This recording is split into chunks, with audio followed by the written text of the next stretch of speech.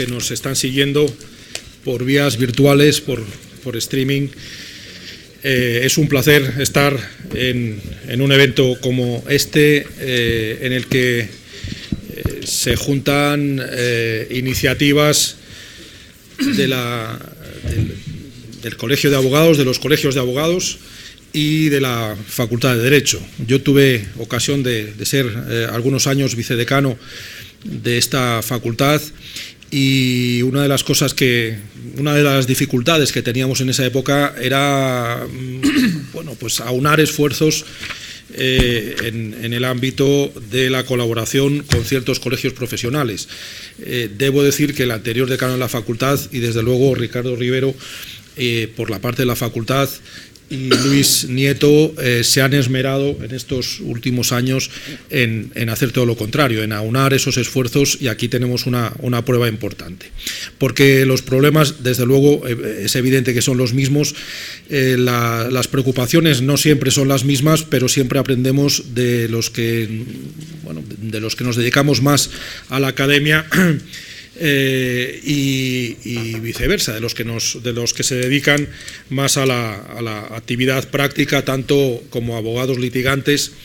como pues de magistrados, secretarios judiciales, etcétera. Con lo cual estas iniciativas me parece que son muy loables y no son tan fáciles como puede parecer, porque ahora ya sí es fácil. Ahora una vez ya iniciados esas actividades comunes, pues salen, como estoy seguro que va a salir este evento. Y debe agradecerse especialmente primero a los respectivos decanos y a los directores, a la directora Antonia Durán, a los respectivos coordinadores que se han dedicado también de manera minuciosa a preparar esta jornada para que salga como estoy seguro que va a salir. Sin más dilaciones, voy a proceder a presentar primero la mesa en dos frases, porque algunas de las cosas que iba a decir ya se han dicho en la inauguración y no es cuestión de empezar repitiéndonos, y dando la palabra a quienes verdaderamente saben del tema, como son las dos personas, los dos profesionales que me acompañan. Nos toca hablar del marco normativo de la justicia gratuita, por lo tanto, una mesa introductoria, metiéndonos ya poniendo en cuestión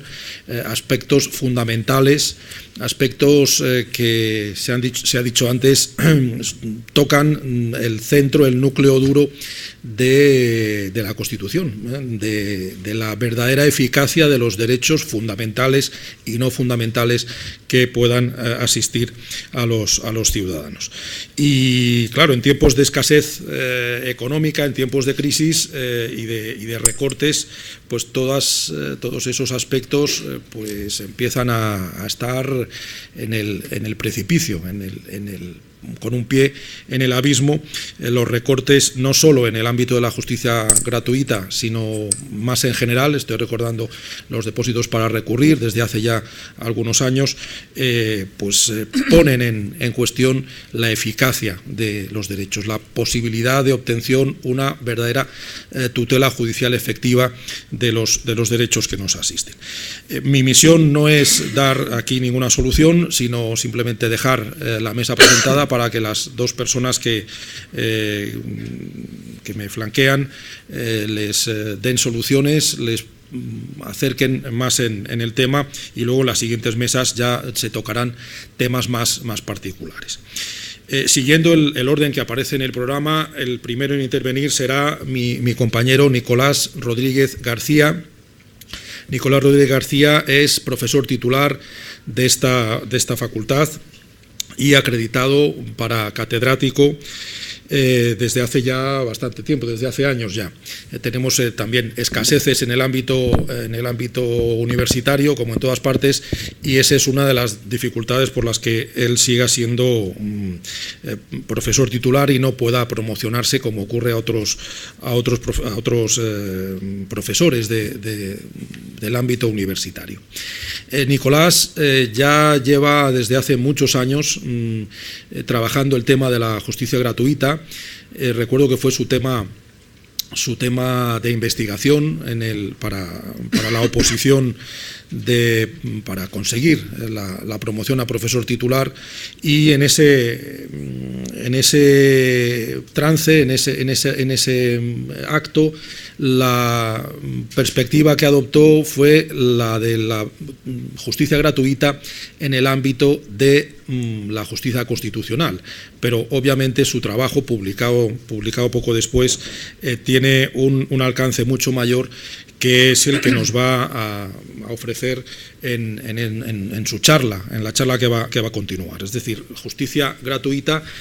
desde la perspectiva constitucional, no como justicia gratuita que se atribuye a quienes quieren acceder a los procesos constitucionales, o por lo menos no solo, sino justicia gratuita como entronque, como antes decía, con los derechos fundamentales, y como entronque también con aquellos derechos que no son fundamentales, pero que también necesitan efectividad, necesitan protección. Entonces, sin más dilación, Nicolás, pues estamos ansiosos por escuchar tu intervención. Muchas gracias. Muy buenos días a todos. En primer término, y como no puede ser de otra forma, mi agradecimiento a los organizadores de esta actividad,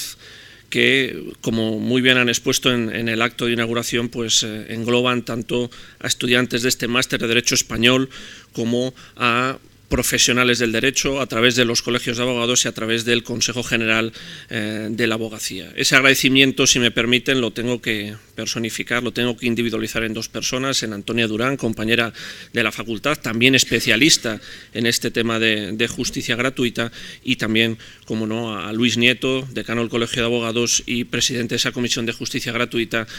del Consejo General. Mi gratitud por haberse acordado de que hace años, como bien ha recordado el profesor Bujosa, me dediqué a estos temas de la justicia gratuita cuando se llevaban pocos años de experiencia de la aplicación de la ley del año 1996. Esa gratitud también extenderla, como es lógico, a la Facultad de Derecho, a mi facultad, al decanato de la Facultad de Derecho, representada por su decano y por distintos vicedecanos, en especial por la profesora Gerbos, y también, lógicamente, por el agradecimiento al profesor Bujosa, que modera esta mesa, compañero, amigo, catedrático del área de Derecho Procesal, que, lógicamente, para mí una satisfacción compartir la mesa tanto con él como con el profesor Luis Nieto. Como les he indicado, yo me dediqué hace algunos años al estudio de la ley de asistencia jurídica gratuita, y yo creo que en aquel momento se produjo un acontecimiento que volvemos a revivir en estos días. En aquellos momentos, cuando se aprobó la ley en el año 1996, la maestra común del profesor Bujosa y mío, la profesora Calvo Sánchez, que era decana de la Facultad de Derecho y dirigía no recuerdo si estaba decana, pero era directora de la Escuela de Práctica Jurídica de la Universidad de Salamanca, organizó unas jornadas sobre esta temática de asistencia jurídica gratuita. Y justamente ahora, cuando está en el horno el anteproyecto de ley de asistencia jurídica gratuita, vuelve a ser la Facultad de Derecho de la Universidad de Salamanca pues el centro académico o el foro universitario que da acogida a una actividad de este tipo. Por lo tanto, pues yo creo que esa unión entre teoría y práctica, esa unión entre academia y profesionales del derecho, pues merece ese reconocimiento y ese punto en común con la Facultad de Derecho de nuestra universidad. Como bien les ha planteado el profesor Bujosa, en las indicaciones que yo he recibido al participar en esta primera mesa sobre el marco normativo de la asistencia jurídica gratuita, pues me corresponde hacer el planteamiento inicial de la temática general. Muchos de ustedes son especialistas en el tema, lógicamente, sobre todo desde la perspectiva práctica, pero también hay que recordar una vez más que en el aula y a través de Internet nos siguen numerosos estudiantes y profesionales del derecho procedentes de otros ordenamientos jurídicos, de otros sistemas judiciales, y juntamente con ello hacer un recordatorio y un planteamiento general de los principios, del origen, de qué realmente estamos hablando, porque, como trataré de concluirles en la parte final de mi intervención, muchas veces el riesgo que corremos es de tratar de analizar un aspecto tan central y tan troncal para un Estado de Derecho como es el sistema de justicia gratuita, de analizarlo única y exclusivamente por sus costes económicos o por las prestaciones concretas o por el colectivo de sujetos que pueden llegar a ser titulares de ese derecho cuando les sea reconocido por las distintas comisiones. Y si me lo permiten, con ese objetivo, comienzo con una frase con la que yo di inicio a la monografía de justicia gratuita y que al releerlo en estos días para plantear esta intervención, yo creo que evoca perfectamente y coloca perfectamente la cuestión que tenemos que analizar a lo largo de esta jornada. El profesor Carneluti, maestro procesalista, dijo pues fíjense, hace más de 70 años, es una verdad manifiesta que el proceso, lo mismo que la curación de una enfermedad, tiene junto a su rendimiento un coste. Por lo tanto, un hecho absolutamente innegable es que el ejercicio práctico, la realización concreta de algunos derechos, todos aquellos que tienen un contenido prestacional, tiene determinados costes económicos. Por lo tanto, a día de hoy, lo que aparece en la opinión pública, lo que vamos a debatir en estas jornadas, son cuestiones tales como cuánto cuesta la realización de un proceso, cuáles son los costes a los que tiene que hacer efecto, quién tiene que pagar los mismos,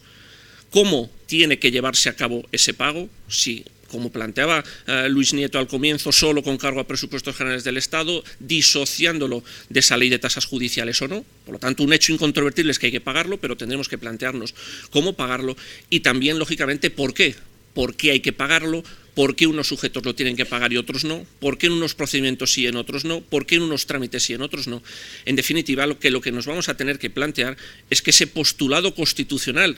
del que yo les tengo que hablar con todas sus implicaciones, hasta dónde se extiende, de qué manera ese artículo 119 de la Constitución y todo el resto de artículos interrelacionados con ellos nos permiten dar respuesta a esas 4 preguntas y otras muchas que podríamos plantearlos. En la primera parte de mi intervención, lo que voy a tratarles de plantear, puesto que estamos en la primera ponencia, en la intervención inicial, es una serie de consideraciones previas que nos permiten entrar en materia, que nos permitan contextualizar realmente de qué estamos hablando. Y evidentemente a día de hoy hablar de justicia gratuita es una cuestión de la máxima actualidad, tanto por su regulación, porque llevamos viendo cómo desde hace años se han ido introduciendo ajustes, cambios en la ley del año 1996, por lo tanto, no tanto en el modelo de gestión como sí en el reconocimiento del derecho, en los colectivos, en los sujetos, en el instrumento de la justicia gratuita en cooperación internacional, hemos ido viendo cómo se ha ido ajustando la ley. Pero un hecho incontrovertible es que por encima de todos esos cambios, la justicia gratuita cumple y tiene que seguir cumpliendo esa función social y ese servicio de calidad que tiene que arrancar de esos postulados constitucionales. Y también esa actualidad viene determinada por el futuro inmediato, porque, como se ha comentado, y sobre todo los que están más cercanos al legislador, más cercanos al Ejecutivo, podrán avanzarnos en esta jornada cuál es el contenido último de ese anteproyecto. El Gobierno está manejando la construcción de un nuevo texto legal en esta materia, que no lo reforma puntualmente, sino se trata de una nueva ley en esta materia, de la que se dice, por lo que aparece en los medios de comunicación y por lo que he podido ver en el último texto que he encontrado con relación a este anteproyecto, que se pretende modernizar, poner al día, aumentar los beneficiarios, tratar de evitar bolsas de fraude en esta materia. Lo que tendremos que hacer a lo largo de estas jornadas es tratar de testar realmente si en ese texto que se está articulando por parte del Ejecutivo realmente eso se va a poder cumplir. Esa actualidad también tiene que ver por ser una materia conectada con aspectos básicos y troncales como el turno de oficio, como la remuneración de los profesionales, como el papel que cumple la justicia gratuita en algunos ámbitos a los cuales se ha ido dedicando espacio y atención por parte de la legislación, como en extranjería, en violencia doméstica, en materia penitenciaria, en tratamiento a los discapacitados, o en problemas muy puntuales y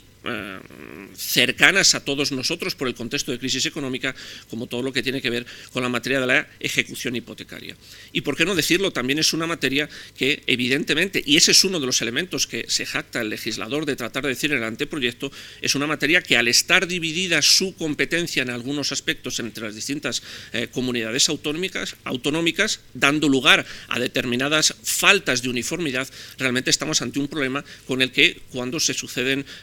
noticias de prensa que aparecen en los medios de comunicación, nos damos cuenta que estamos ante un derecho constitucional, ante un derecho relacionado con derechos fundamentales, pero que realmente en algunos de sus aspectos depende de la comunidad autónoma en la que estemos para que su disfrute, para que su ejercicio, para que su control mantenga algunas diferencias entre unos territorios y otros. Esa actualidad también se ve correspondida porque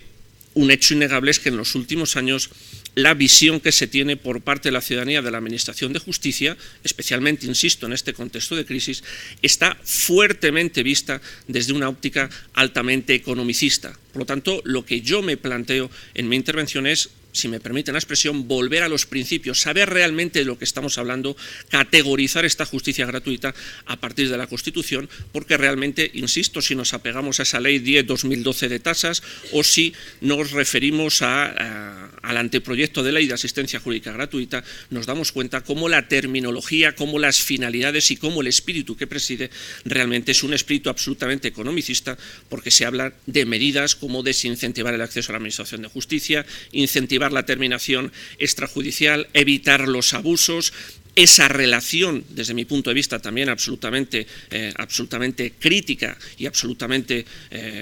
superable, de vincular esa ley de tasas con la financiación de la justicia gratuita. Por lo tanto, insisto, habría que separar correctamente ambos ámbitos de estudio. Y justamente esta materia de tanta actualidad es una materia que no deja indiferente a nadie. En términos generales, con relación al Poder Judicial, y ahí tenemos la sucesión de barómetros, de encuestas, de trabajos de opinión que tanto el Consejo General del Poder Judicial como el Consejo General de la Abogacía vienen elaborando, y en el que nos damos cuenta cómo persistentemente la valoración que hacen los ciudadanos de la Administración de Justicia en general cada vez es más negativa. Solo en 2 diapositivas, solo en 2 flasazos les dejo datos concretos de esa situación. Prácticamente 2 de cada 3 ciudadanos, según el tercer barómetro del año 2012 sobre la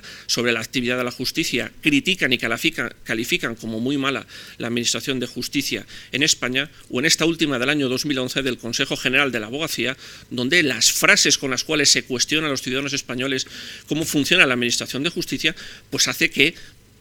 por parte de los distintos partidos políticos, por parte de las distintas administraciones, debieran llevar a la reflexión no de cuestiones más o menos puntuales como puede ser ley de tasas o ley de asistencia jurídica gratuita, sino realmente sobre la concepción global de la Administración de Justicia como pilar fundamental del Estado de Derecho a comienzos del siglo XXI. Si ven en esa diapositiva alusiones a la lentitud de la justicia, a los deseos de no acudir a la misma, al cuestionamiento de la imparcialidad y la independencia de los órganos jurisdiccionales, a la falta de dedicación, a la falta de medios, pues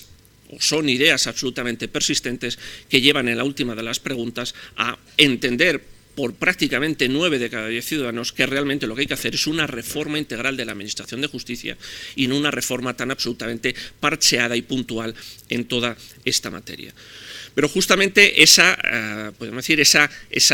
cuestionamiento de lo que es la Administración de Justicia en España también se focaliza y también se identifica con la materia que nosotros tenemos que ver, con la justicia gratuita. Y un referente importantísimo para tratar de testar realmente cómo se vive por parte de los destinatarios de todos esos postulados, por parte de los ciudadanos y también por parte de los profesionales que tienen que prestarlo, son los informes del Observatorio de Justicia Gratuita que se articulan a través del Consejo General. Según datos del sexto informe, les destaco 2 elementos importantísimos. En primer lugar, cómo estamos ante una materia noticiosa, y una materia noticiosa porque se traslada a la ciudadanía cuáles son las preocupaciones, cuáles son las inquietudes que fundamentalmente por parte de los abogados se siente a la hora de llevar a cabo, a la hora de ejecutar este tipo de servicio. Por lo tanto, ideas como el incremento de los litigios con una falta de correspondencia en el aumento de los recursos, o cómo se suceden cuestiones relacionadas con el cobro de los honorarios, etcétera, son materias a las que, si hacemos una mínima revisión a los medios de comunicación en las últimas semanas, vemos cómo están absolutamente presentes. Pero yo creo que es más importante en un documento como ese que les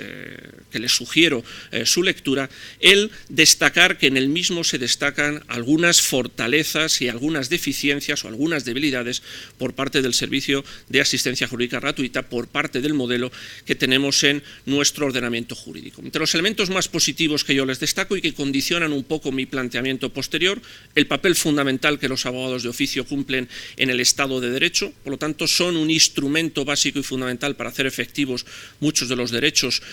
procesales que están constitucionalizados. En segundo lugar, elementos que ya se ha hablado de ellos en la intervención inaugural de estas jornadas, como es la importancia de dotar al servicio de unos altos niveles de calidad, con profesionales especializados, con una formación continua a todos los niveles, no solo con los que inician, sino también con los que ya llevan años en el ejercicio de la profesión. Y en tercer lugar, destacar, y en eso sí es uno de los puntos en los que se apoya el anteproyecto nuevo, el balance positivo del modelo español de justicia gratuita a través de esa gestión colegial que se hace de la prestación de este servicio. Entre los elementos negativos, uno de tipo económico y uno de tipo organizativo. El primero de ellos se lo apuntaba ya al inicio en la diapositiva anterior, esa disparidad existente entre comunidades autónomas e incluso entre muchas de las comisiones de asistencia jurídica gratuita. Ese es otro de los elementos que se tratan de corregir y muchos de ustedes que están aquí inmersos directamente en el funcionamiento de las comisiones de asistencia jurídica gratuita podrán valorar realmente si, tal y como se articula en el anteproyecto, será más factible o no. Y en segundo lugar, el ver cómo el número de solicitudes de justicia gratuita en los últimos años se han disparado importantísimamente, mientras que el número de medios personales y materiales, su cuantificación puestas a disposición del sistema, han bajado importantemente. Por lo tanto, podríamos decir que se ha creado justamente ese caldo de cultivo que ha determinado que, desde mi punto de vista, vuelvo a insistir, con cierto error de apreciación en esa ley de tasas, se trata de vincular el éxito y el funcionamiento del modelo de justicia gratuita con la menor o mayor recaudación por esa vía. La segunda gran consideración inicial que les quería plantear es que estamos ante una materia cuya regulación jurídica es un poco compleja desde el punto de vista de su intelección. Tenemos fuentes absolutamente plurales en esta materia, de origen internacional, de origen supranacional,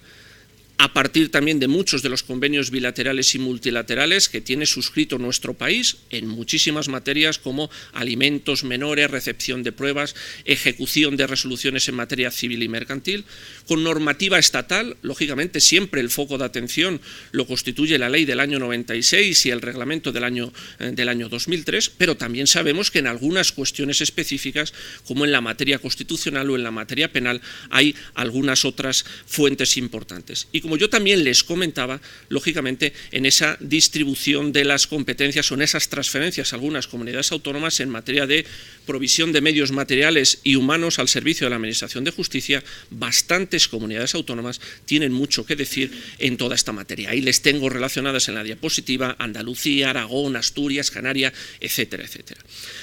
Otro elemento importante de estas fuentes en materia de justicia gratuita es que su contenido es absolutamente diverso. Junto a esas normas generales, y lógicamente volvemos a prestar especial incidencia en la ley del año 96, nos encontramos con otras muchas normas de carácter específico, fundamentalmente aquellas que tienen un origen supranacional o internacional. Por lo tanto, en materia de transmisión de solicitudes de asistencia jurídica gratuita, o en materia de acceso internacional a la justicia, o en materia de litigios transfronterizos, o incluso, sobre todo, en materia procesal penal, y ahí les tengo relacionadas muchas de las directivas o propuestas de directivas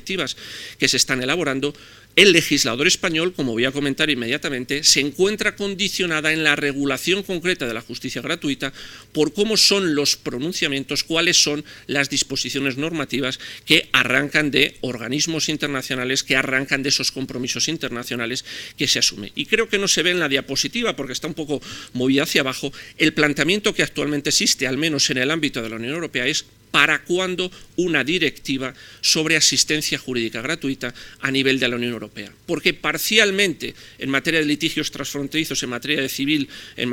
y mercantil, o en materia de proceso penal, y ahí tenemos en el año 2012 esa directiva por la que se establecen derechos mínimos para la protección de las víctimas, y esa propuesta de directiva sobre el derecho de acceso a un abogado en los procesos penales y asistencia a detenidos, se habla de ello, pero específicamente viene siendo reclamado la existencia de una directiva en esta materia, pero como fácilmente se imaginarán, las asimetrías de los ordenamientos jurídicos, como les comentaré un poquito más adelante, y los diferentes niveles de compromiso de los países con incluso las políticas supranacionales que emanan de la Unión Europea, hacen bastante cuestionable que en los próximos años podamos tener una directiva en esta materia.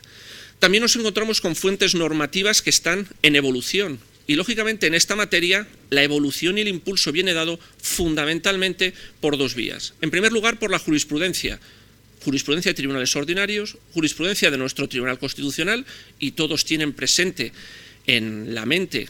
cantidad de sentencias del año pasado, no tanto sobre justicia gratuita, pero sí sobre la ley de tasas, que incluso vienen a justificar la exposición de motivos tanto de la ley de tasas como del anteproyecto de la ley de asistencia jurídica gratuita, como también, por qué no decirlo, y sobre ello me centraré en la última parte de mi exposición, sobre tribunales supranacionales. Por lo tanto, hablar de justicia gratuita obliga en los últimos años a hablar del Tribunal de Justicia de la Unión Europea, a hablar también del Tribunal Europeo de Derechos Humanos. El segundo elemento que contribuye a la dinamización de la normativa en materia de justicia gratuita es justamente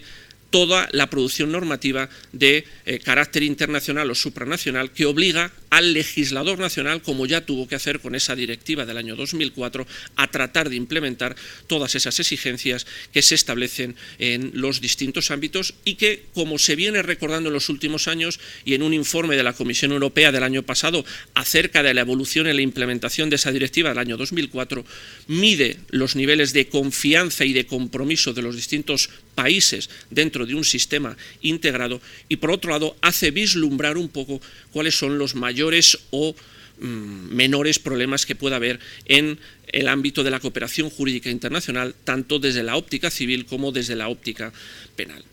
También estamos ante una materia que es compleja por su relevancia. Más allá de las dificultades de la aprehensión de su normativa, estamos ante una materia compleja por su relevancia. ¿Por qué? Porque no estamos simplemente, como les tengo entrecomillados, ante un derecho constitucional. Como veremos inmediatamente, estamos ante un derecho fundamental por conexión. Por lo tanto, frente a lo que en ocasiones se ha dicho por parte de la doctrina y en algunas sentencias, de que el hecho de estar radicado, al menos en nuestro ordenamiento jurídico, en el artículo 119 de la Constitución y no sistemáticamente dentro de la sección primera del capítulo segundo del título primero, es unánime la jurisprudencia tanto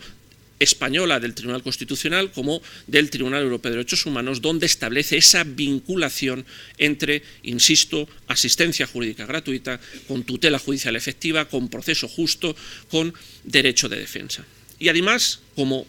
también, al menos desde el plano teórico, se trata de enfatizar en la exposición de motivos del anteproyecto de ley de asistencia jurídica gratuita, estamos ante un derecho del que no basta simple y llanamente un cumplimiento formal. Estamos ante un derecho que tiene que ser efectivo, que no tiene que generar indefensión, que tiene que asegurar la igualdad, la contradicción. Ahí radica, podríamos decir, su importancia y su fortaleza. No tanto, insisto, por una simple cuestión sistemática y de ubicación, sino realmente por el conjunto de derechos que contribuye a hacer efectivos. También les destaco ahí que estamos ante una materia complicada desde el punto de vista de su traslación a la opinión pública, porque yo creo que un hecho incuestionable es que hablar de justicia gratuita nos lleva a que, en primer término, normalmente los ciudadanos, los destinatarios, suelen enfocarlo sobre una de sus prestaciones, el abogado y el procurador gratuito, incluso, como en la monografía de Luis Nieto destaca, entre esa confusión entre abogado de oficio y abogado gratuito, que nosotros muchas veces explicamos en clase en esta materia y que no es fácil de hacer distinguir a los estudiantes. En segundo lugar, porque frecuentemente se identifica la justicia gratuita y la problemática de su regulación con las barreras económicas. Parece que todo se reduce a la cuantificación, a la superación o no de los topes económicos situados en cualquier momento. Desde ese punto de vista, insisto, aquí hay voces más cualificadas en esta sala para poderlo decir, pero realmente estamos ante una materia que ni es de comprobación fácil, ni es de comprobación rápida. También en eso se produce una variación en el anteproyecto de ley, donde se habla de la utilización del indicador público de renta de efectos múltiples. También existe una presión amplísima por tratar de frenar y de limitar las bolsas de fraude en esta materia, desde mi punto de vista absolutamente excesivo en ese anteproyecto, donde se viene a presumir que existe una conducta fraudulenta por parte de aquel ciudadano que solicite en un año más de 3 peticiones de justicia gratuita para 3 litigios distintos, salvo en el proceso penal. Y, en última instancia, yo creo que todo ello a lo que nos lleva es, al menos, insisto, desde el plano teórico, a recordar que existen otros controles del reconocimiento de este derecho, como es la sostenibilidad de la pretensión y como lo es también la litigación por derechos propios. El último punto que les destaco acerca de la valoración que se hace de este servicio es que, lógicamente, muchas veces la visión que se tiene por parte de la ciudadanía está condicionada porque estamos ante un derecho que fundamentalmente se relaciona con el proceso penal. Ese es un hecho incuestionable. En ese barómetro, en ese sexto estudio del Consejo General de la Abogacía, se cuantifica en un 61% la utilización del presupuesto general del Servicio de Justicia Gratuita para el ámbito del proceso penal, para turno de oficio, para asistencia letrada al detenido y para violencia doméstica. Pero insisto, muchas veces las particularidades que están relacionadas con el ámbito del proceso penal vienen, si me permiten la expresión, a contaminar la valoración general que se puede hacer del sistema de justicia gratuita en general. Y en última instancia, la última consideración previa que quería efectuarles es que, lógicamente, y sobre todo cuando hay cambios, cuando hay tiempos de mudanza, lo que hay que hacer es mirar a nuestro entorno jurídico. Y mirar a nuestro entorno jurídico y ver cómo se regula esta materia en otros ordenamientos jurídicos, tanto desde la óptica de que a ello nos obligan cuestiones como existencia de asuntos transfronterizos o existencia de litigantes que son extranjeros, por lo tanto no nos podemos cerrar a esa visión única y exclusiva dentro de nuestras fronteras, y en segundo lugar también saber y podernos localizar a qué modelo responde la visión del legislador español del sistema de asistencia jurídica gratuita. Desde este punto de vista no existen,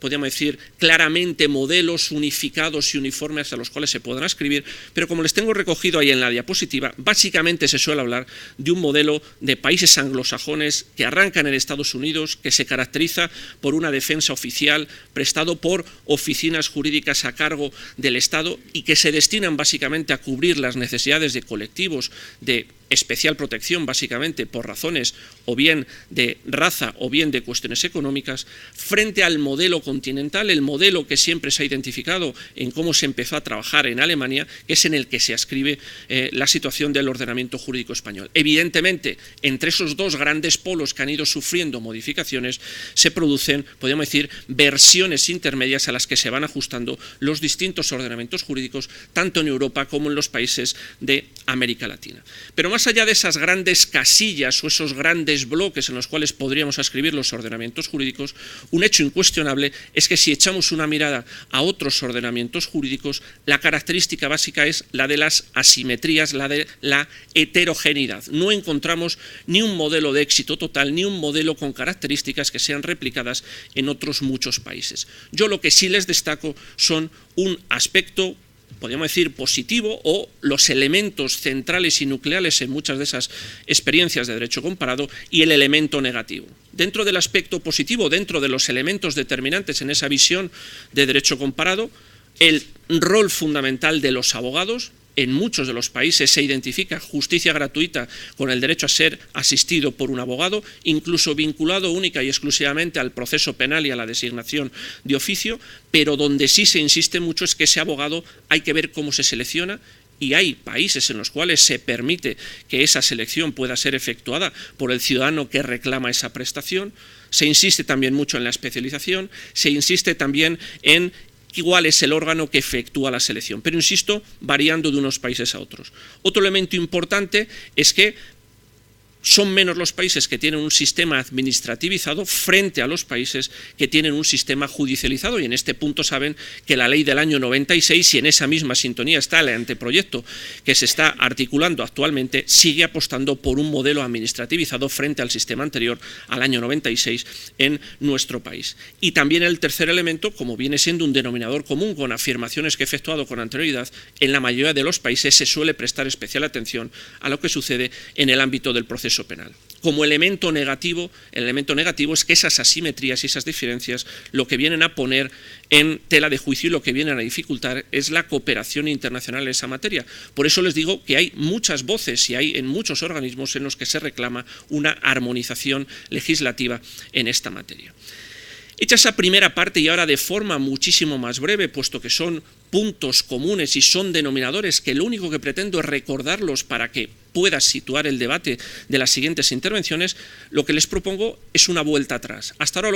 lo que les he planteado es cómo están las cosas, cuál es la visión que se tiene y cuáles son un poquito los problemas y el contexto actual. Lo que les planteo en dos bloques de temas es volver a los principios, como les decía en primer término. Si volvemos a los principios,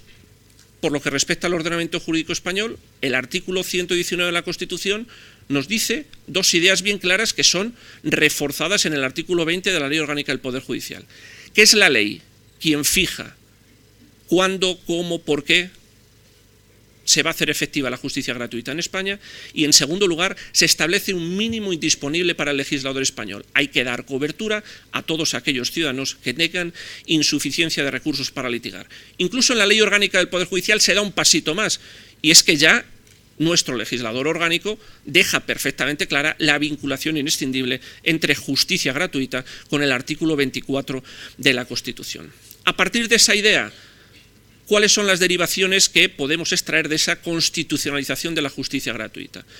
En primer lugar, que estamos ante un derecho que no es entendible de manera aislada, como se reitera en la jurisprudencia constitucional anterior a la ley del año 96, incluso posterior en los primeros años, que son reproducidas y son repetidas en el resto de sentencias. Estamos ante un derecho que se tiene que estudiar por conexión. ¿Por conexión con qué? Con tutela judicial efectiva sin indefensión, con proceso con todas las garantías, con derecho a la defensa y a la asistencia del letrado y con derecho también a la asistencia de abogado al detenido. Ahí estoy viendo que hay un error en el artículo. En segundo lugar, es un derecho facilitador de otros derechos y principios esenciales del proceso. Y las frases que le tengo recogida se encuentran en muchísimas sentencias de nuestro Tribunal Constitucional. Hay que ayudar a los tribunales a encontrar una sentencia ajustada a derecho a través de una utilización razonable de la justicia gratuita. Hay que asegurar los intereses generales de la justicia haciendo efectivos principios básicos como la contradicción y la igualdad procesal de las partes. Por lo tanto, insisto, estamos ante un derecho instrumental facilitador de otros. En tercer lugar, estamos ante un derecho prestacional. Y ese derecho prestacional, y por esa vinculación con la actividad del legislador, ni es absoluto ni es ilimitado. Y el legislador, cuando va a configurar legalmente la justicia gratuita, ¿con qué se va a encontrar? Con ese contenido mínimo indisponible, por lo tanto tendrá que atender prioritariamente a quienes acrediten insuficiencia de recursos para litigar, y a consecuencia de ello va a efectuar distintas modulaciones que han venido siendo ratificadas por las distintas jurisprudencias. ¿Cuáles son los intereses públicos y privados que hay en juego? ¿Cuál es el orden jurisdiccional afectado? ¿Cuál es el tipo de proceso? ¿O cuáles son los recursos económicos que pueda disponer en cada momento el sujeto que demanda la justicia gratuita? Por lo tanto, con ello, lo que les trato de hacer ver que la legislación actual y la legislación novedosa que tenemos encima, lo que viene a significar es que no hay una única justicia gratuita, o no hay un sujeto ideal, puesto que todos esos elementos, todas esas variables, abocarán a que distintos sujetos en distintos procedimientos, en distintas situaciones, vean o no vean reconocido ese derecho. ¿Cuáles son los principios o las ideas rectoras de la ley actual con alguna matización al anteproyecto que está elaborando el Gobierno? En primer lugar, la unificación normativa. Por eso se sigue apostando. En el sistema anterior a la ley de 1996, la regulación de la justicia gratuita estaba en normas procesales que regulaban la actuación ante los distintos órdenes jurisdiccionales. En este caso, lo que se plantea es una unificación normativa para todos los órdenes jurisdiccionales con las especificaciones o las matizaciones correspondientes. En segundo lugar, el insistir que estamos ante un servicio público. Y como se ha dicho esta mañana en la intervención, no bastan los esfuerzos de solidaridad y de altruismo de los profesionales, y por lo tanto lo que hay que reclamar es que la justicia gratuita salga de los presupuestos generales del Estado. Y en este punto también esos datos que se nos aportan en el sexto estudio sobre justicia gratuita del Consejo, lo que vemos a la hora de cuantificarlo es que menos del 7% de los presupuestos generales del Estado en materia de justicia se emplean en justicia gratuita. Pero como yo antes les decía, no es simple y llanamente un servicio público, sino que además se pide, se exige que sea eficaz. Por lo tanto, eso obliga a que haya una actividad prestacional en la que estén implicados distintos sectores y distintos organismos, los cuales para alcanzar esas dosis de efectividad tienen que estar debidamente coordinados. Por lo tanto, hablar de colegios de abogados, de comisiones de asistencia jurídica gratuita, de órganos supervisores, es absolutamente necesario. En esa materia, justamente para alcanzar esa efectividad, en el anteproyecto se proponen algunas soluciones en este ámbito. En última instancia, lo que se busca con esa efectividad es que, lógicamente, el sistema de justicia gratuita en un determinado país, en este caso en España, tenga determinados niveles de calidad. Un tercer elemento importante es que estamos ante un derecho subjetivo, un derecho que,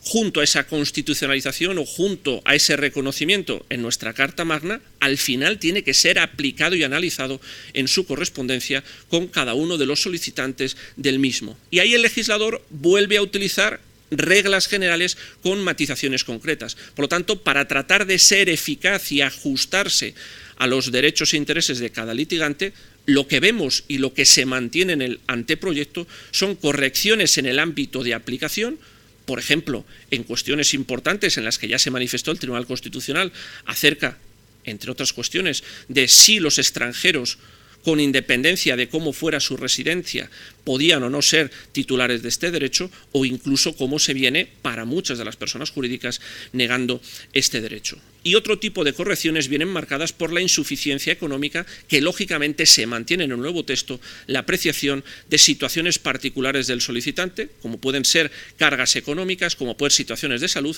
o incluso cómo se protegen determinados colectivos como pueden ser los discapacitados o las familias numerosas.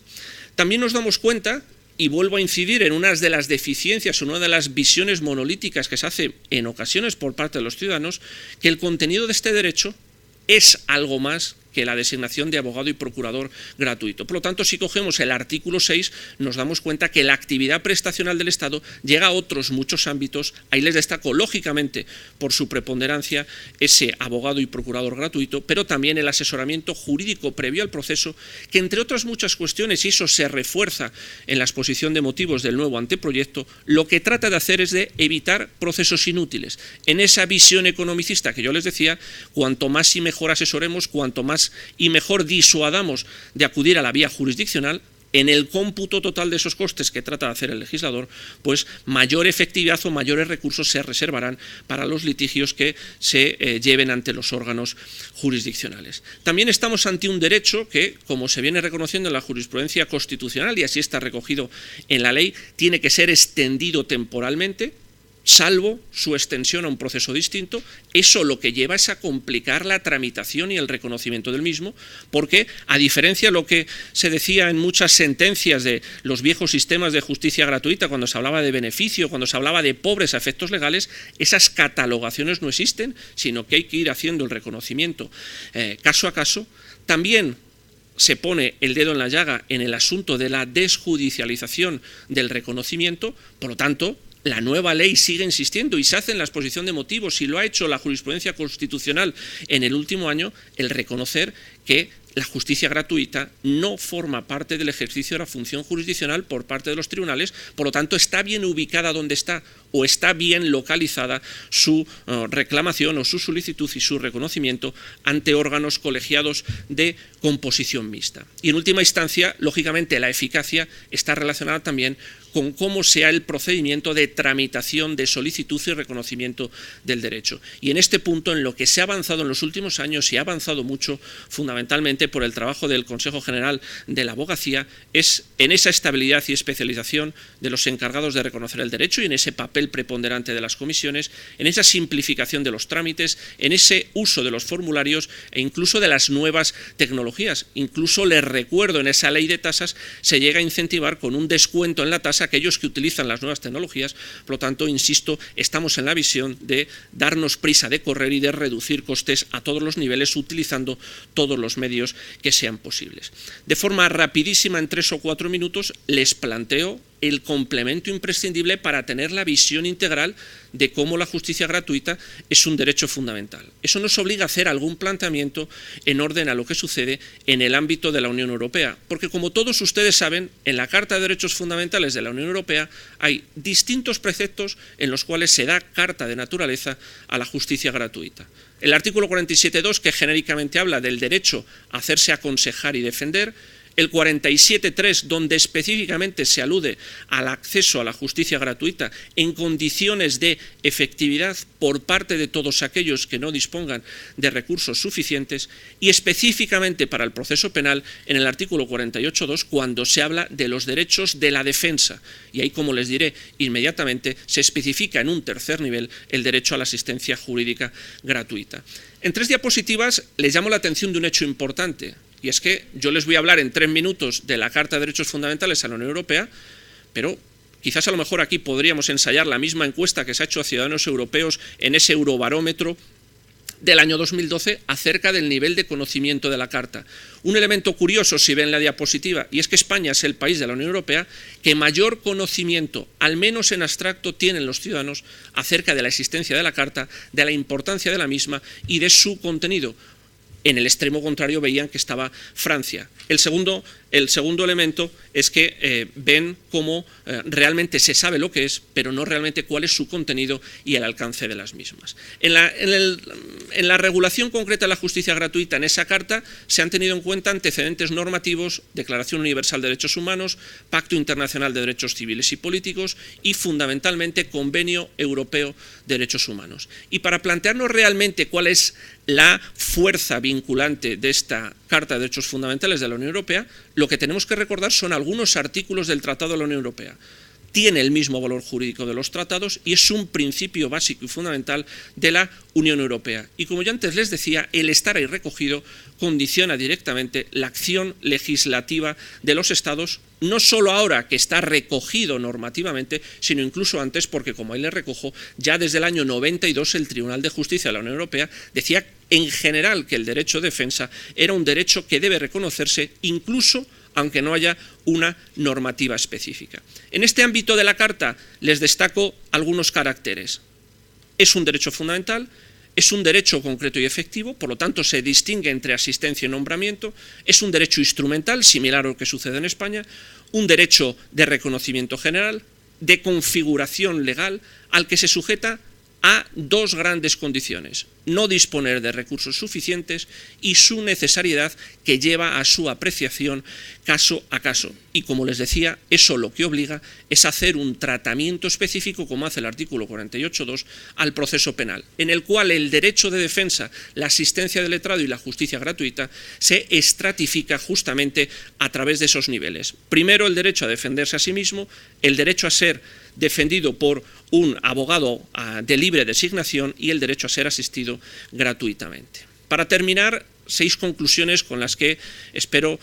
resumir y centrar las cosas para el resto de intervenciones. En primer término, desde mi punto de vista y con la misión que yo tenía encomendada, yo creo que es importante el fomentar a todos los niveles la cultura de los derechos fundamentales. Tenemos que conocer que existen los derechos, en el anteproyecto se insiste mucho en el deber de información del mismo, ponerlos en valor, por lo tanto tenemos que analizar realmente cuál es su esencia, cuáles son sus implicaciones, qué papel cumple en el Estado de Derecho y exigir su cumplimiento. Solo con esos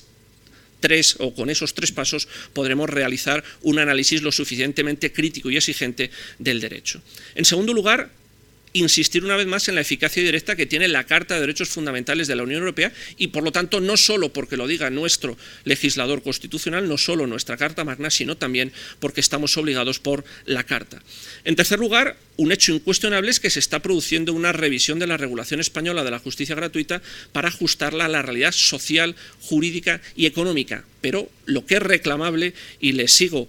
insistiendo en el punto número 4, es que hay algunos valores intangibles del modelo español, como la independencia de los profesionales, su especialización y la calidad del servicio, que más allá de condicionantes económicos tengan que ser preservados. En quinto lugar, yo creo que algo que es importante, y insistía el decano de la facultad al comienzo con su intervención, el diferenciar el análisis jurídico de la materia de justicia gratuita con el análisis económico de los costes que es necesario emprender para hacer efectivo ese derecho. Por lo tanto, el mezclar o el dar prevalencia al análisis económico puede llevar, lógicamente, a lesionar importantes derechos y garantías constitucionales. En última instancia, yo creo que un elemento básico y fundamental es volver a los principios, volver a la esencia del derecho, que eso es lo que he procurado hacer, huir de esa inercia a la que en los últimos meses y en los últimos años nos lleva el legislador acerca de la administrativización y de la economización de los derechos fundamentales. No se puede pesar en la balanza de la justicia derechos fundamentales con muchas otras cosas en las que está poniendo el juego el legislador español. Y si me lo permiten, la reflexión final desde mi punto de vista es que, aunque desde el deber ser las cosas tendrían que ser así, desde el plano del ser, las cosas son como mi maestra, la maestra del profesor Bujosa, señaló en el prólogo al libro de Justicia Gratuita a los pocos meses de la aprobación de la misma. Y es que, nos guste o no nos guste, estamos ante una situación insatisfactoria donde el Estado, como ella decía, asume una obligación cuyo cumplimiento se condiciona por disponibilidades presupuestarias, y ello pesa como una losa en el disfrute del derecho y con ello en la igualdad de acceso a la jurisdicción por los menos desfavorecidos económicamente. Por lo tanto, estamos ante un problema analizado en la academia, analizado por parte de los prácticos, a los que realmente este análisis desde la teoría y desde la práctica se debe contraponer ante ese influjo economicista que nos preside en todas las decisiones en nuestro país. Muchísimas gracias y quedo a su disposición cuando lo estimen.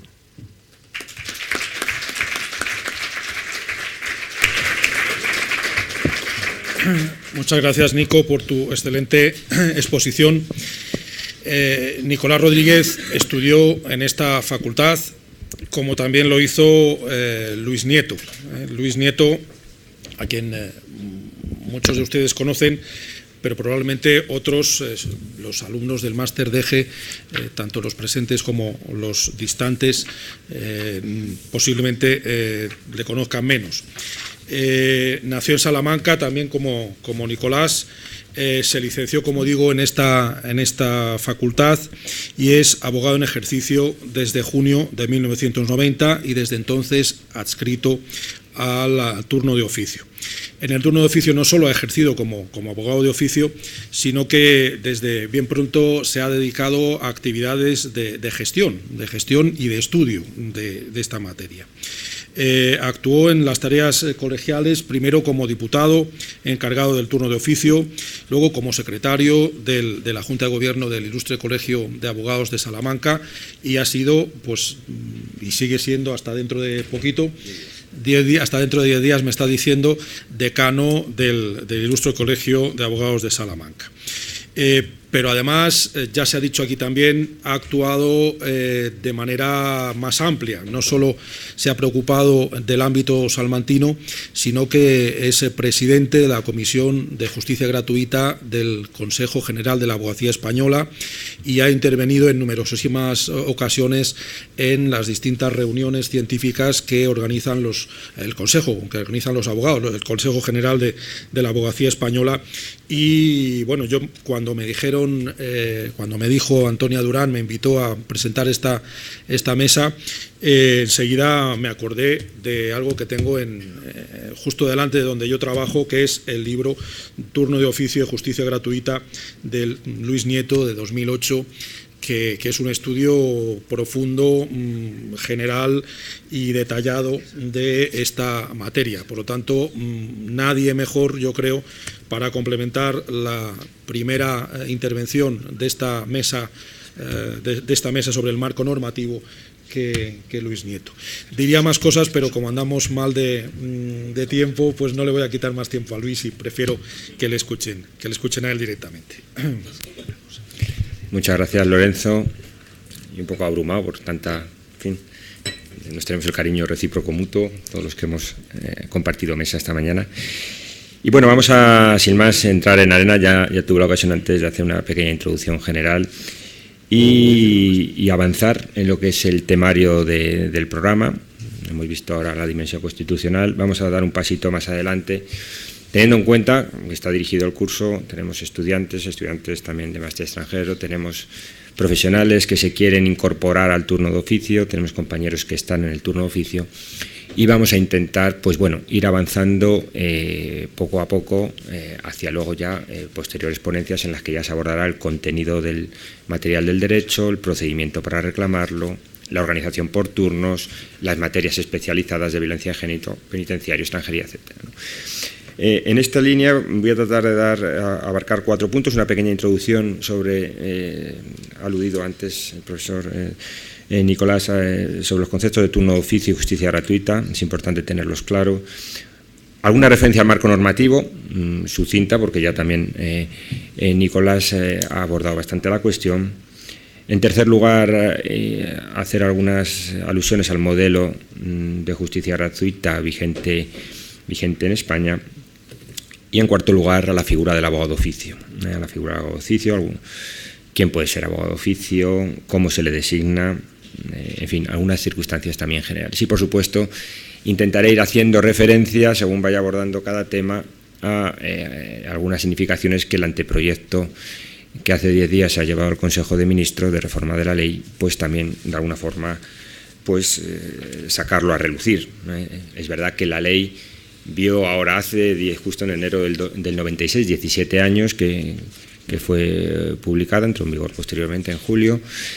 y que requería, y creo que en eso había un consenso, una cierta adaptación a la situación social, económica, cambios legislativos que ha habido por medio, y creo que en este punto sí había coincidencia. También abordar algunas disfunciones que se han observado en el funcionamiento del servicio, algunas lagunas legales. Y, en definitiva, el anteproyecto mantiene la misma estructura. El anteproyecto se puede decir con carácter general que el articulado es muy similar, son muy pocos los artículos que son absolutamente nuevos, sí se modifican muchos en aspectos muy puntuales, pero mantiene la misma arquitectura, digamos, de la Ley 1/96. Y también con carácter general decir, aunque es verdad que es criticable en muchos aspectos y seguramente los iremos viendo a lo largo de la jornada, y que no, de alguna forma es insuficiente para abordar las carencias que se han ido observando en la ley y que se han ido poniendo de manifiesto no solo por la abogacía, sino por el resto de operadores jurídicos, pues también tiene un aspecto que sí calificaría de positivo, que es que después de 17 años de vigencia de este modelo, entendido, grosso modo, gestionado y organizado por los colegios de abogados, prestado por abogados libres e independientes, es ratificado por el legislador y apuesta decididamente porque sea el modelo que continúe. Pero, como digo, iré haciendo alguna alusión a algunas de las modificaciones concretas según vaya surgiendo en el ámbito de mi intervención. Como decía, con carácter general y a modo de introducción, decir en primer lugar que la justicia gratuita es una materia, desde el punto de vista de los profesionales, que interesa a todo profesional, no solo al que esté en el turno de oficio, sino también al que no está ni piensa estar nunca en el turno de oficio. Es decir también que la justicia gratuita, el turno de oficio, son materias genéricamente conocidas, todo el mundo ha oído hablar de ellas, ha habido hasta series de televisión, con aquel inefable Juan Luis Galiardo y Echanove, los que sean mayores se acordarán. Los medios de comunicación hacen continuas referencias, pero en el fondo es una materia profundamente desconocida en cuanto al funcionamiento, y diría que por la ciudadanía en general, que tampoco hay por qué exigirle que tenga mayor conocimiento del tema, pero incluso a veces también, y así lo detectamos también dentro de los propios profesionales del derecho. Como decía, además, cuando es una materia que tiene trascendencia para todo profesional. Lógicamente, el profesional que está inscrito en los listados del turno de oficio tendrá que saber cuál es su régimen jurídico de relación con el cliente, con el colegio de abogados, cuáles son las normas básicas de funcionamiento de la justicia gratuita, porque de desconocerlas pues puede incluso tener consecuencias disciplinarias en caso de incumplimiento. Digamos que eso parece obvio y no requiere mayor explicación. Pero también es relevante, desde luego, para el abogado que no está inscrito en el turno de oficio. O sea, yo soy abogado, no me apunto, esta materia no me interesa, es una equivocación. O sea, realmente, y desde un doble punto de vista, desde el punto de vista del cliente propio, cliente que entra en vuestro despacho y realmente viene a plantearos un asunto pues como cualquier otro cliente, pero que puede tener derecho a la justicia gratuita y tener una serie de prestaciones, como son pues, las que veremos en el artículo 6, el contenido material, peritos, exención de costas, etc. Y es un cliente que te viene al despacho y que tiene ese derecho. Yo no estoy apuntando en el turno de oficio, pero le debo informar al cliente que puede tener ese derecho, que puede solicitarlo y que puedo ser yo su abogado, renunciando o no renunciando a honorarios. Luego lo diremos al ver la forma de designación del abogado de oficio. Pero también desde el punto de vista de la parte contraria. Si resulta que la parte contraria ha venido con el derecho reconocido, de momento te está viniendo con una serie de beneficios que te va a utilizar en contra. Viene con el paraguas de las costas, no le vas a poder cobrar las costas si le ganas el pleito, salvo los supuestos de mejor fortuna, etcétera. Y de alguna forma ese abogado que no está en el turno de oficio también tendrá que saber, oiga, que yo quiero impugnar esa resolución porque perjudica a mi cliente. ¿Qué plazos hay para impugnarla? ¿Dónde la tengo que impugnar? ¿Cómo se hace? ¿Qué requisitos son los de concesión para ver si está bien dado o mal dado, ¿no? Con lo cual, el desconocimiento de la materia pues, puede perjudicar en ocasiones al propio cliente, tanto desde el punto de vista de que deje de tener unos beneficios como que el contrario goce de ellos y le perjudique finalmente al propio cliente. Dicho lo cual, y me parece importante, también me parece interesante, y ha hecho una referencia también el profesor Nicolás, en cuanto a la diferencia de los dos conceptos turno de oficio y justicia gratuita y turno de oficio, que muchas veces se confunden. Y es verdad que son conceptos que son cercanos, que en la mayor parte o en una buena parte de las ocasiones el turno de oficio irá unido a la justicia gratuita, pero son dos conceptos diferentes que además tienen una trascendencia práctica el diferenciarlos. En principio, cuando hablamos de turno de oficio, lo que estamos hablando es de los listados que tienen los colegios de abogados para cualquier ciudadano que solicite que se le designe un abogado. Punto. Luego ya veremos si ese abogado será gratuito, si se le concederá o no el derecho a la justicia gratuita, pero el turno de oficio llega hasta ahí. El concepto de justicia gratuita, como ya se ha definido aquí, ya está hablando de un derecho constitucional, derechos fundamentales que están afectados, que tiene un conjunto de prestaciones para aquellas personas que cumplan los requisitos que se exige por la Ley de Justicia Gratuita para que les sea reconocido ese derecho. Como digo, en mayor parte de los casos van a confluir ambos conceptos, y el ciudadano que solicita el derecho a la justicia gratuita se le va a reconocer un abogado de oficio que a su vez no le va a tener que abonar honorarios, salvo en los casos también que veremos posteriormente. Pero por el contrario, hay toda una serie de supuestos prácticos que lo vamos a ver rápidamente, en los que los dos conceptos se disocian. Pensemos, por ejemplo, en el supuesto del ciudadano que acuda a un colegio de abogados y pide abogado de oficio, simplemente, pues, pongamos que no conoce ninguno, o que es un asunto de especial dificultad para encontrar un abogado, porque, por ejemplo, hay que pedir responsabilidad a otro compañero, y ni siquiera quiere que se le solicitar la justicia gratuita. No, mire, yo no la tramito porque tengo ingresos o bienes más que suficientes, no soy acreedor de la justicia gratuita. Se va a tener un abogado de oficio y va a tener que abonar los honorarios exactamente. No va a ser gratuito para él, sino que va a tener que abonarle los honorarios correspondientes. Pensemos en el supuesto del solicitante que efectivamente acude al ciudadano a los servicios de orientación jurídica, pide abogado de oficio, pide el derecho a la justicia gratuita, pero finalmente se le deniega. Pues bien, la intervención, si es preceptiva al abogado, seguirá ejerciendo su labor, pero igualmente dejará de ser gratuito y tendrá que abonar los honorarios. También están las posibilidades de la designación de que el ciudadano acuda, se le reconozca el derecho y pueda elegir libremente a sus profesionales de confianza, bien renunciando a honorarios, el artículo 27 de la ley, o bien sin renunciar a honorarios. Es decir, quiero que me reconozcan la justicia gratuita, quiero tener derecho a los peritos, a las costas, pero no me nombren abogado y procurador, que vengo yo con los de mi confianza porque he llegado al acuerdo correspondiente con ellos. Pues bien, ahí también se rompe la situación, con lo cual él va a haber un beneficiario de justicia gratuita que no va a tener designado un abogado de oficio. Y luego están una serie de supuestos del artículo 36 de la ley que están relacionados con el resultado del pleito. Si el cliente, el beneficiario de justicia gratuita, pierde con costas, pues no tendrá que venir a abonarlas en principio, salvo que venga a mejor fortuna en un plazo de 3 años. Ahora, por ejemplo, en el anteproyecto, es una de las reformas que se hace, pasa a 4 años, la mejor fortuna.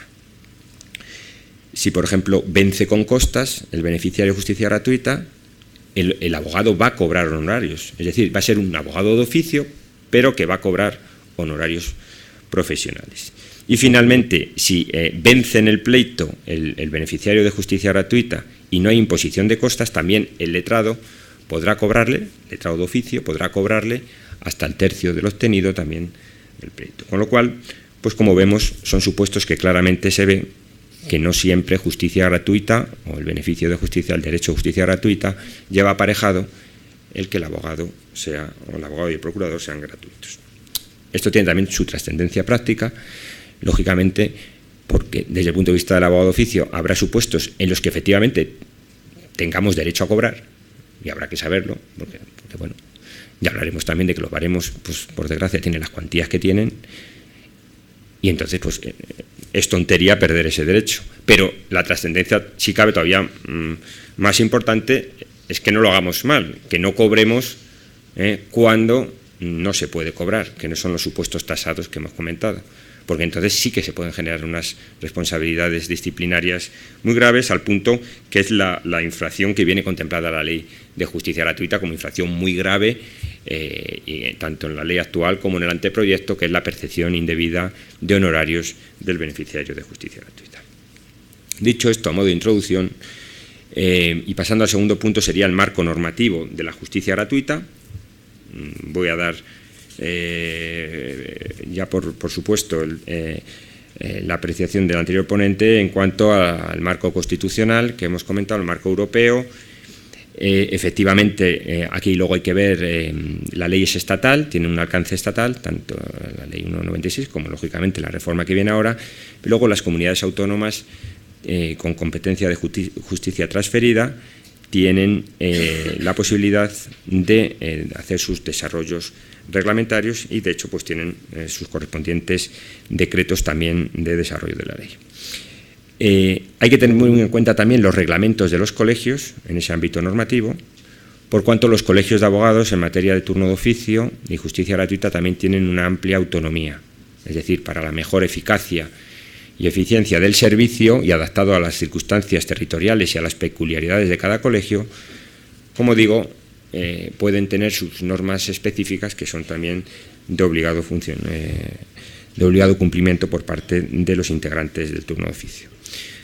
Hay referencias también en los estatutos generales, tanto de la abogacía como de la procura, a las obligaciones en materia de justicia gratuita, y la ley de acceso a ambas profesiones también hay que tenerse en cuenta a estos efectos. Tercer lugar, en cuanto al modelo de justicia gratuita español, por resumir rápidamente las tres notas que se han citado anteriormente respecto del modelo anterior, el modelo anterior a la ley 1/96, digamos que efectivamente se desjudicializó,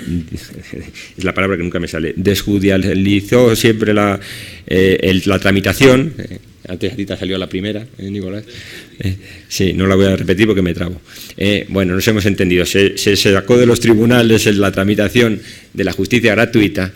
por cuanto realmente además no era operativo. Los juzgados no tramitaban. Los que llegamos a tramitar las piezas entonces que se llamaban de beneficio de justicia gratuita eran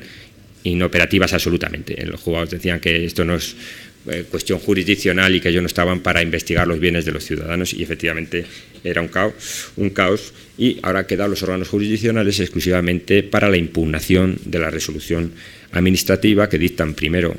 los servicios de orientación jurídica con carácter provisional y luego con carácter definitivo las comisiones provinciales de justicia gratuita.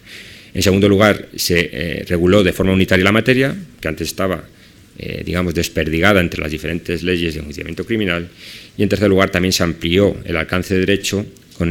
ese servicio de orientación previa, con la asistencia pericial, con el análisis de las circunstancias subjetivas y excepcionales del ciudadano, y así hemos llegado a la estructura actual. Estructura que, como digo, descansa en dos bases, en dos pilares fundamentales, que son la intervención de los colegios de abogados en la gestión y organización, tanto de los servicios de orientación jurídica, ese primer servicio que atiende al ciudadano cuando va a solicitar la justicia gratuita y se le informa de si tiene derecho, de si es viable, por lo menos de forma a primera vista, la pretensión, y que tienen que velar por la continuidad, el correcto funcionamiento, por la calidad del servicio, por cuántas incidencias se puedan producir en el desarrollo del mismo. A su vez tienen aquí competencia tanto el Consejo General de la Abogacía, pensemos que la ley es estatal y tiene funciones de carácter general, pues ahora mismo estamos informando con el propio anteproyecto, como como las diferentes actividades que he comentado anteriormente a través de la Comisión de Justicia Gratuita, tanto a nivel de encuentros, jornadas, actividades formativas, campaña en reivindicación de la figura del abogado de oficio, el expediente electrónico, en fin, toda una serie de propuestas, iniciativas para la mejora del servicio y de las prestaciones por parte de los profesionales. Y también los consejos autonómicos, lógicamente, especialmente en las comunidades que tienen la competencia de justicia transferida. Y en segundo lugar, pero no por ello menos importante, porque si cabe al revés, es la piedra angular del servicio, pues es los abogados y abogadas de oficio, pues que en número actualmente de más de 36.000 en nuestro país, pues garantizan, como decía al principio, pues que esté perfectamente cubierto pues todas las necesidades en cualquier momento, en cualquier día y de cualquier orden jurisdiccional. Hoy por hoy, prácticamente de forma mayoritaria, es voluntaria la inscripción. Es verdad que los colegios tienen que velar por la continuidad del servicio y que sí, se pueden dar circunstancias, especialmente en demarcaciones territoriales muy pequeñas, que hay pocos abogados y viene el mes de agosto, y etcétera. Hay que garantizar la continuidad del servicio, pero hoy por hoy, dado el número de abogados que hay en los colegios, normalmente la inscripción prácticamente de forma general es voluntaria. Por dar algún dato en cuanto al impacto económico del servicio, en el año 2009 el coste total de todas las administraciones, incluido el pago de los baremos a los profesionales, como el pago de gastos de infraestructura a los colegios de abogados, ascendió en la suma de administración central más administraciones autonómicas a 268 millones de euros. Se ha producido un leve descenso, tanto en el año 2010 como en el año 2011, del entorno del 4%, cada año, que nos llevan actualmente en el año 2011, que es la última estadística cerrada, se está cerrando ahora la del 2012, a un gasto de 246 millones de euros. Es verdad que la situación de crisis económica en estos últimos años, y especialmente desde el año 2009, que fue el pico realmente del incremento, pues hay un mayor número de ciudadanos que están dentro de los límites del derecho, hay un mayor número de reclamaciones derivadas con la crisis, de desahucios, de despidos, etcétera, que han generado ese importante aumento, que si entre el año 2006-2008 estaba en torno al 10%, 2009 pasó hasta el 21%, como digo. Pero es verdad que aunque con el incremento que se ha producido por la crisis, el mayor incremento que ha venido del servicio desde que se publicó la Ley 1/96 hasta la actualidad ha sido por las propias decisiones del legislador, ampliando derechos, con lo cual podemos estar todos de acuerdo, pero muchas veces sin contemplar la dotación presupuestaria correspondiente. Y tenemos múltiples ejemplos. Tenemos la Ley de Responsabilidad Penal del Menor en el año 2000, que exigía en su disposición final cuarta que hubiera un turno especializado y de abogados formados en materia de menores. La Ley Orgánica de Juicios Rápidos en el año 2002 también establecía, donde había un abogado para asistencia al detenido, pues para saber, uno para asistencia al detenido y otro para juicios rápidos. Pero luego nos viene la Ley de Violencia de Género, Ley Orgánica 1/04, y nos dice que también debe haber un abogado especializado y con actuación inmediata para la víctima de violencia, con lo cual donde había uno, para saber dos con el juicio rápido y para saber tres con violencia de género. Y de alguna forma el anteproyecto, de alguna forma y casi de forma contradictoria, porque en la exposición de motivos hace una referencia, a mi modo de ver, demasiado cortoplacista, porque en una exposición de motivos estamos hablando que la ley ha durado 17 años, la que tenemos ahora mismo, y que se hable que uno de los objetivos es el déficit, controlar el déficit para el año 2014, pues en fin, parece como demasiado ver a muy corto plazo, ¿no? Y sin embargo, por otro lado, pues se amplían determinados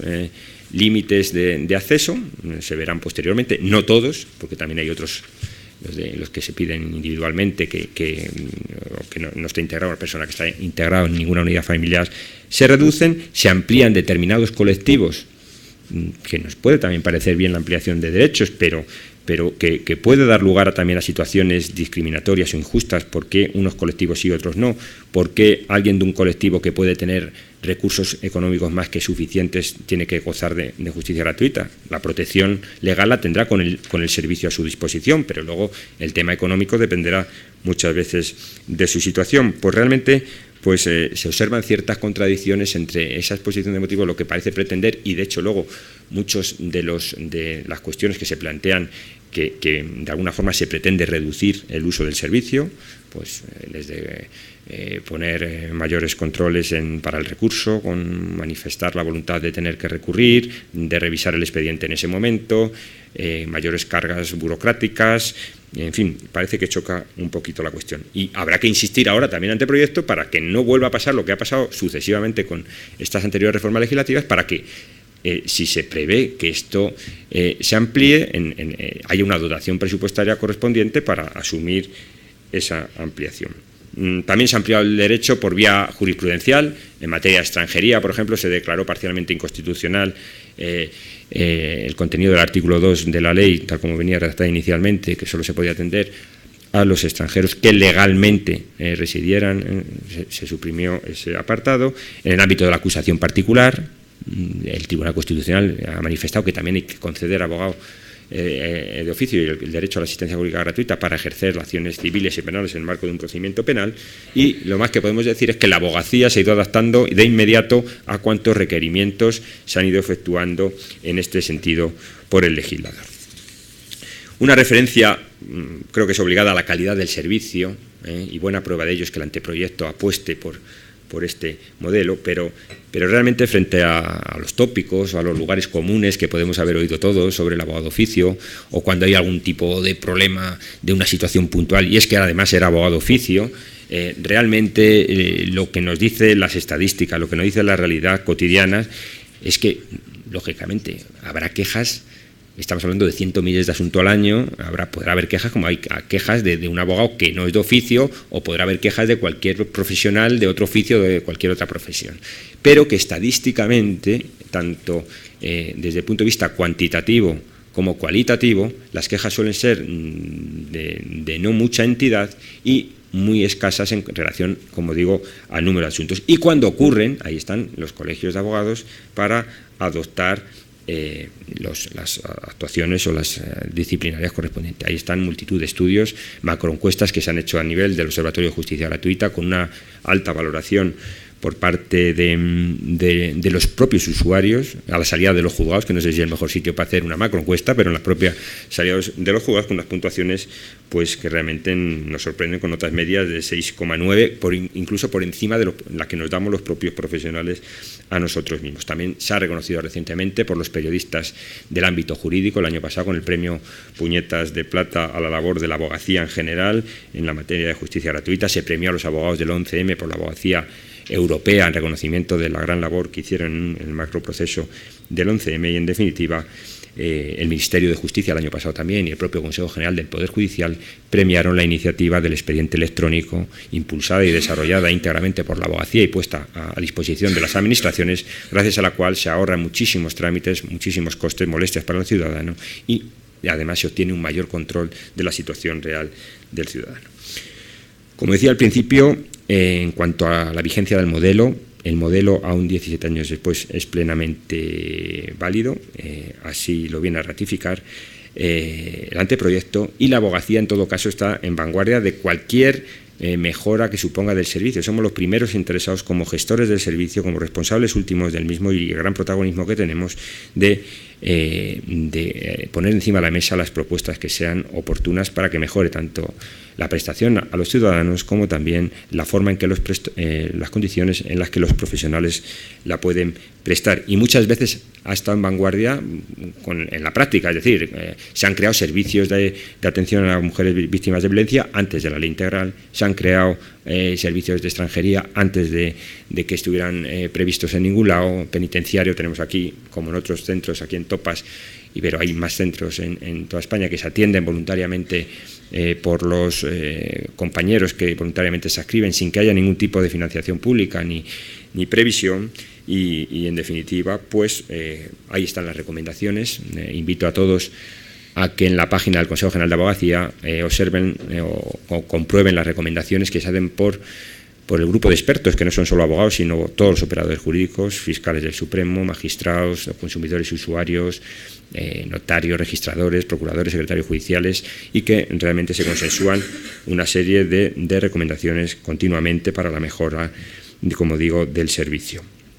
Ejemplos, por ejemplo, recientemente se elaboró una Carta de Derechos y Obligaciones del Ciudadano para que de forma gráfica y visible y con un lenguaje llano pudieran saber cuáles son, cómo se recoge el derecho, cómo se pide, cómo se otorga y qué consecuencias conlleva. El anteproyecto insiste, hay un artículo específico para aumentando la información, que ya nos hemos adelantado en este punto, igual que los cuestionarios de calidad, que también se han elaborado y que también el anteproyecto hace referencia a controles de la antigüedad. En cualquier caso, diría del modelo vigente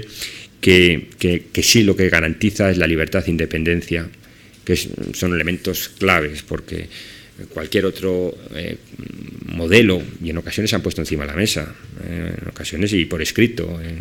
En Cataluña, en el libro verde famoso del año 2005-2006, se puso de manifiesto la posibilidad de externalizar, creo que era el palabrejo que se utilizaba, llamémoslo privatizar o llamémoslo como queramos, y reuniones más recientes del año 2009-2010 de consejeros de justicia gratuita han llegado a plantear, sí, vamos a mejorar el sistema, pero bueno, sin perjuicio de analizar otros sistemas de gestión. En cualquier caso, como digo, realmente es el modelo que garantiza la libertad, la independencia. ¿Qué independencia tendría un abogado designado por una gran firma o un funcionario que fuera funcionario para reclamar, por ejemplo, a la propia administración? ¿Dónde estaría el control ontológico? En fin, el coste que supondría, porque el coste que supondría todas las instalaciones que tienen puestas a disposición los colegios de abogados, todo el personal, tanto de juntas de gobierno que no cobran como de personal del colegio, ese gran ejército de 36.000 abogados que hace posible que se llegue a todos los rincones del país. Lógicamente, cualquier otra fórmula reduciría de lleno la calidad del servicio en el momento que no se pudiera atender pues con esa amplitud que se hace con el modelo actual. Hay que desterrar también algunos tópicos, ya encontrando ya en el último de los puntos que quería abordar, que es la figura del abogado de oficio, precisamente, que es, como decía, uno de los elementos fundamentales, uno de los elementos protagonistas del servicio, y que realmente también es muy desconocida la figura, está muy distorsionada por tópicos. Desde el Consejo estamos estos últimos tiempos haciendo un esfuerzo importante para llegar a la ciudadanía y tratar de hacer ver pues, que esos tópicos no son reales, desde que no es una categoría diferente. ¿Cuántas veces nos han preguntado en un despacho, pero usted es abogado de oficio, también es abogado de pago? No, mire, yo soy abogado y cuando tengo que cobrar cobre, cuando estoy en el turno de oficio, pues no cobro, salvo que sean los supuestos que expresamente nos permite la ley. No somos funcionarios de la administración, somos profesionales libres e independientes y que además, lógicamente, pues estamos inscritos en el turno de oficio. ¿Qué requisitos hay que tener? Pues ahí entramos en otro de los tópicos. Abogado joven e inexperto es otro de los tópicos, cuando realmente no es así también, está absolutamente incierto, al margen, ojo, de que ese joven, entre comillas, dicho de forma peyorativa, también hay que estar en contra de él, porque muchas veces a lo mejor la falta de experiencia de un profesional joven pues se suple con creces con una mayor ilusión, con un mayor estudio y con una mayor dedicación a mejorar ese asunto. Pero es que no es cierto, pues porque ahí están las estadísticas, el perfil medio del abogado de oficio en nuestro país en torno a los 41, 42 años, 13, 14 años de ejercicio profesional y con unos requisitos. Está ahora la ley de acceso empezando, creemos que llegará, no sabemos si llegará a entrar en vigor algún día o no, pero hasta ahora lo cierto es que los abogados de oficio eran los únicos que se les siguieron los requisitos de formación y experiencia, tanto a nivel de 3 años de ejercicio como de haber realizado escuela de práctica jurídica o unos cursos equivalentes. En materias especializadas para violencia de género o extranjería se exigen unos cursos específicos, con lo cual el abogado de oficio realmente tiene una formación, una experiencia que no se le exige a ningún otro abogado cuando pone la placa en su despacho. Aparte, como decía, de otros requisitos que también pueden establecer los colegios de abogados, que son de diferente índole. En algunas ocasiones, por ejemplo, se organizan cursos formativos o bien en general para el turno oficio, que ese sí suele ser obligatorio, el servicio de orientación jurídica, cursos de formación continua. En otros son requisitos tipo no ostentar la condición de funcionario público o no estar por cuenta ajena en alguna empresa, sobre los cuales el Supremo ya se ha manifestado diciendo que pueden ser requisitos válidos cuando han sido cuestionados, en el sentido de que todo que sea con carácter general, sin discriminación y para mejorar la eficacia del servicio puede ser admitido, pero en definitiva, pues bueno, en algunas ocasiones se limita a determinados órdenes jurisdiccionales el acceso a los listados o haber llevado incluso un número determinado de asuntos para estar inscrito. Son requisitos que ya se establecen en los diferentes reglamentos colegiales. El anteproyecto, que en los sucesivos borradores había tenido alguna referencia, ¿qué pasa con el juego de la ley de acceso de la profesión? En el anteproyecto finalmente no dice nada. Ha eliminado la referencia del cuarto borrador, del borrador de diciembre, en el que se decía que a los que entraran, a los licenciados o graduados que entraran por la ley de acceso ya no se les exigiría ningún requisito más, salvo los de especialización ya puntuales de cada materia, y que a los que no hubieran entrado por ahí se les exigiría 2 años de ejercicio profesional. Pero esa previsión ha desaparecido y no sabemos ahora mismo cómo quedará. Tema importante, la forma de designación del abogado de oficio. Ahí había que distinguir, yendo al principio, de la forma de designación del abogado del beneficiario de justicia gratuita, porque lo que es el abogado de oficio, y este es un concepto importante, el abogado de oficio es designado siempre por los colegios de abogados. El órgano judicial podrá requerir con urgencia, si es una asistencia a detenidos, si es el tema que sea, que se le designe, que el colegio le designe, pero el que designa, porque alguna vez se nos ha producido supuestos aquí mismo y no muy lejos de que se nos ha querido decir pues, que abogado tenía que ir a prestar determinada asistencia a un partido judicial. No, irá el abogado que el colegio de abogados, conforme a su listado, sus normas de funcionamiento, tendrá organizada. Con lo cual, ese punto, por adelantado, abogado de oficio, designación siempre, y en todo caso, colegio de abogados. Pero en cuanto a la designación, hablando del abogado del beneficiario de justicia gratuitas, ahí ya la ley, tanto la ley vigente como el propio anteproyecto, contemplan 2 sistemas. Uno, el normal, el más habitual, el que estadísticamente será la mayoría de los casos, que es el abogado de oficio designado por el colegio, el beneficiario de justicia gratuita, y en segundo lugar, la designación del propio ciudadano de los profesionales de su libre elección. En cuanto a la colegial, por dar, aunque sea a título de telegrama, las notas que debe tener esa designación, se designa por turno, de ahí viene el nombre, turno de oficio. Habrá colegios que lo hagan por orden alfabético, por orden de colegiado, ascendente, descendente, pero por un turno objetivo predeterminado y un reparto equitativo de los asuntos, de forma que establezca la continuidad del servicio, el principio de autonomía colegial que he comentado anteriormente, distribución los turnos por materias, no coinciden siempre con los órdenes jurisdiccionales, porque normalmente se tienden a especializar en apartados más concretos y por distribución por materias y por demarcaciones territoriales, principio de publicidad también, accesibles a los colegiados, accesibles a los centros de detención y también la intervención letrada cuando sea perceptiva la intervención cuando se designa por el colegio, salvo